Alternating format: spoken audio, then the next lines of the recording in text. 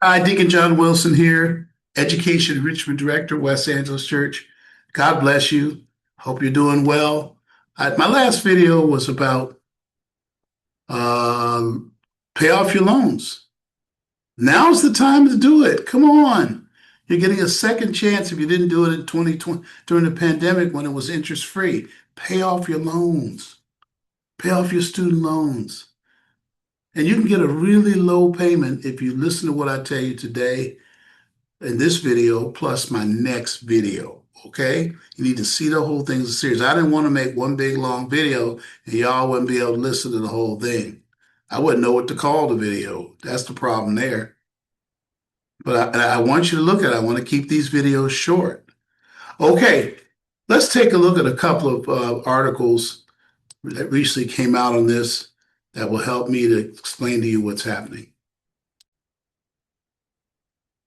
First article is from yesterday, April 24th, I believe this is from AOL.com, but it seems like, or Investopedia, yeah, that's right.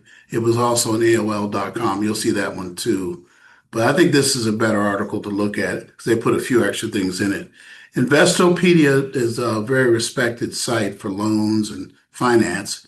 The headline says the educational department's message to borrowers: not paying your loans is no longer an option. Okay, a lot of you have been in that situation. I said I would tell you, give you the receipts, help you with it. The reason why I'm doing this part is because people will tell you otherwise. I'm providing you with receipts and information you can easily check out, okay? Collections on defaulted federal loans, it says here, key takeaways, right? Will resume after years of pauses affecting millions of borrowers, and that could be you. If you have a default or you haven't paid on your loans in a while, you're getting ready to get one. And I know there are a lot of defaults of my students who are out there now. A new income driven payment, and a lot of it is your confusion. You were confused by the last administration who said they could forgive your loans. And it wasn't totally true. I was saying in videos, it's not true. Pay your loans. And a lot of students of mine finished paying their loans during the pandemic, when a lot of them really had additional income because of the pandemic itself. Things worked out that way for people. A new income-driven repayment plan, the replacement assistance plan. It's a new one. It's called repayment assistance. Okay, and that's more to the point. Will launch July 1st. So right now it's April 24th. You feel like you have a lot of time. You do not have a lot of time. Let's get this resolved. The Department of Education said, you can read it right here. I'll include a link to this article down below, okay, in the description block. The Department of Education said it plans to prioritize voluntary repayment methods before garnishing wages. So before they said they're going to start garnishing wages, I didn't think that was going to resonate, like I said in the last video.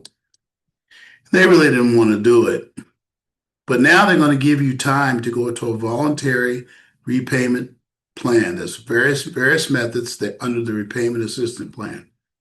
The department has a blunt message for Americans holding out hope for federal forgiveness.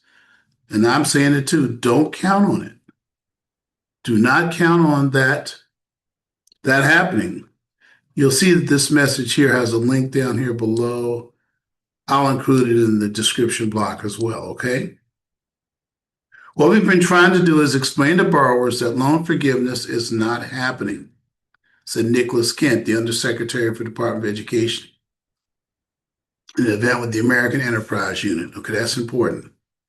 Kent said borrowers would have access to tools, including a new repayment plan. So those you think, well, I'm just going to wait out this evil Donald Trump, and the next president will come in and they'll forgive my loans. I don't think that's going to happen because of the court cases.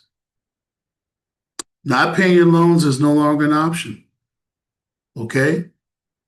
8.8 million are in default, some of it whom have not made a payment for more than 6 years. There's a great article here about it. I will include that in the description below as well, okay? I want to give you plenty of receipts. Why this matters. Wage garnishments can strip borrowers, listen to this, for up to 15% of their wages. Can you imagine that? Some kind of drain on your wages of 15%? when you could only had 1% with repayment plan? Doesn't make sense. I think they're going to do it too, because switching to the Treasury Department makes it easier to get to your bank or your cost. And even if you're not using a bank, they'll find your money. Default also dents the borrower's credit scores, worsens their finances while their income is shrinking. Oh boy. 15% out that it's hurting your credit too. Ooh. You must start some kind of repayment plan. I love you all, but I got to tell it like it is. Student loan collections were halted in 2020 due to COVID. I told you all, you could read this. They said they begin garnishing in May 2025. Then they decided that, I don't think we can do that. Look what it says. Since then, the department has shifted positions on garnishment. We'll resume the provisions of the One Big Beautiful Bill Act, which actually said they had to wait and they couldn't do it right now. Okay? So there you go. I mean, you can read the rest of this article. There's a lot of good stuff in here. The Treasury Department taking it over, they talk about here, and while we have tools to administrative wage garnishment and Treasury offset, we want to make sure we don't start with these tools. Starting with these tools will help borrowers in the long term. See, they want to help. Department of Education is dealing with 7.2 million of those 8.8 are in the SAVE Act. Remember I mentioned that? A lot of you think you're in the SAVE Act and it's saving you, but it's not. The court struck it down in March. I'll include this article right here in the description block below too. It was struck down in March. Starting July 1st, borrowers must leave their nearly 2 years of forbearance and resume payment. Some of you went into forbearance, meaning you didn't have to pay, but it still accumulated a little interest, but not as much as it could. So some of you went into forbearance, but you still owe on your loans. Okay. That's all I need to say about that. I think that makes my point really clear.